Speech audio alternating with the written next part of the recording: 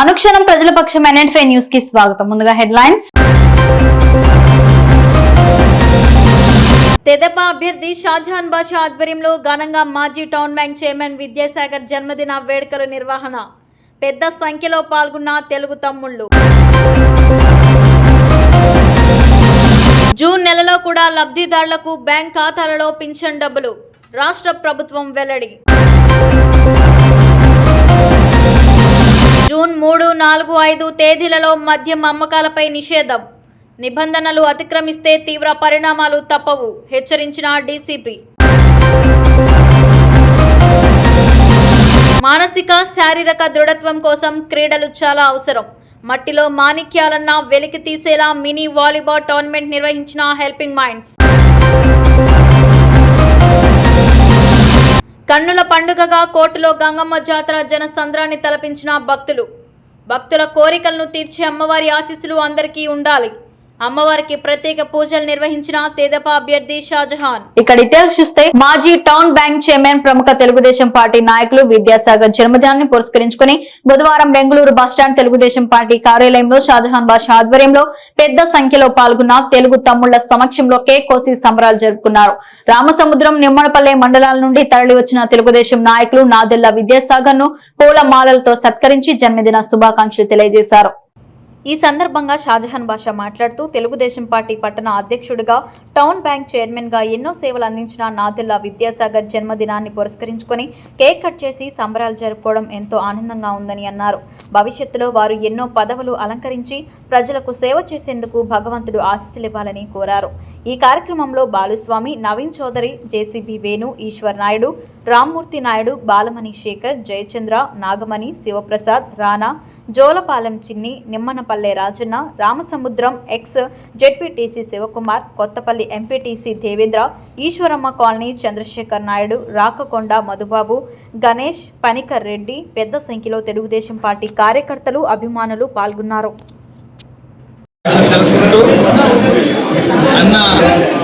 పట్టణ తెలుగుదేశం పార్టీ మా పార్టీ అధ్యక్షులుగా పనిచేశాను.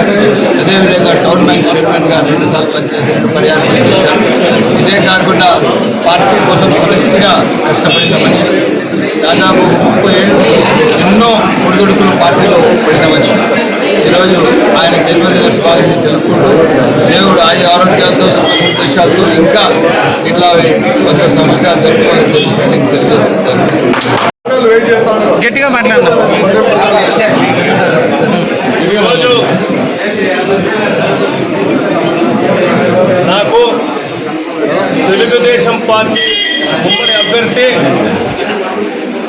షాజహాన్ బాషా గారి నాయకత్వంలో ఈరోజు నాది పుట్టినరోజు జరుపుకుంటూ ఉంటే ఆయన ఆఫీసులో ఈరోజు ఘనంగా వేడుకలు జరిపేదానికి ఆయన మన ముందరుండి జన్మదినం జరుపుకునేదానికి మనందరినీ రమ్మని తెలుగుదేశం పార్టీ నాయకులు, కార్యకర్తలు, బంధుమిత్రులు ఇక్కడికి అందరూ వచ్చినారు. చాలా రాష్ట్రంలో కౌంటింగ్ కేంద్రాల వద్ద కట్టుదిట్టమైన భద్రతా ఏర్పాట్లు చేస్తున్నామని డీజీపీ హరీష్ గుప్తా వెల్లడించారు. జూన్ 3, 4, 5 తేదీల్లో మద్యం అమ్మకాలను నిషేధించాలని అన్ని జిల్లాల అధికారులను ఆదేశించారు.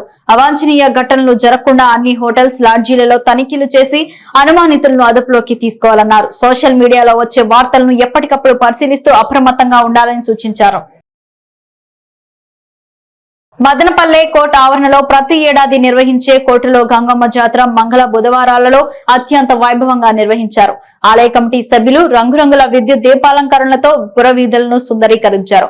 మంగళవారం రాత్రి కిరణాలకు పెద్ద సంఖ్యలో మహిళలు మొక్కుబడులను చెల్లించుకున్నారు.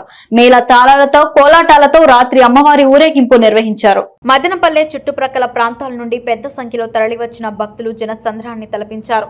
బుధవారం ఉదయం తెలుగుదేశం అభ్యర్థి షాజహాన్ బాషా అమ్మవారి ఆలయంలో నిర్వహించిన ప్రత్యేక పూజల్లో పాల్గొన్నారు. ఆలయ కమిటీ సభ్యులు షాజహాన్ బాషాను శాలువాతో సత్కరించారు. ఈ సందర్భంగా ఆయన మీడియాతో మాట్లాడుతూ శక్తి స్వరూపిణిగా పేరుగాంచిన కోటలో గంగమ్మ తిరణాల వైభవంగా నిర్వహించిన ఆలయ కమిటీ సభ్యులకు శుభాకాంక్షలు తెలియజేశారు. మదనపల్లె ప్రజలు సుఖ సంతోషాలతో ఆనందంగా ఉండాలని ఆకాంక్షించారు. ఈ కార్యక్రమంలో మాజీ municipal vice chairman Bhavani Prasad, Jolipalem Chinni, Nadella Vidyasagar, Mallikarjuna Naidu, Jayachandra, Balamani Shekhar, Rammurthy Naidu పెద్ద సంఖ్యలో తెలుగుదేశం పార్టీ కార్యకర్తలు పాల్గొన్నారు. ఈ కార్యాచరణ కమిటీలో నేను కూడా ఒకడిని, అందరూ కలిసి కార్యక్రమం చేపట్టడం జరిగింది.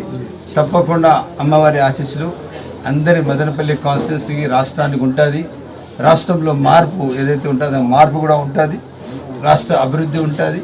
పెద్దలు చంద్రబాబు నాయుడు గారు మన రాష్ట్ర దిక్సూచిగా అందరితో మనతో కలిసి ఉంటారని చెప్పి సైనికంగా తెలియజేస్తూ మదనపల్లి ప్రజలందరికీ ఒకసారి మన కోట్లో గంగమ్మ తిరునాళ్ళకి వచ్చేసిన అందరికీ పేరు పేరున ధన్యవాదాలు. యువతలో సృజనాత్మకత, నైపుణ్యత వెలికి తీసేలా తమ్మళ్లపల్లె సమ్మర్ క్యాంప్ లో మినీ వాలీబాల్ టోర్నమెంట్ నిర్వహించి విన్నర్స్ కు మెమంటోస్, మెడల్స్, వాలీబాల్ రన్నర్స్ కు మెడల్స్, వాలీబాల్ ను బహుకరించిన హెల్పింగ్ మైండ్స్ బృందం.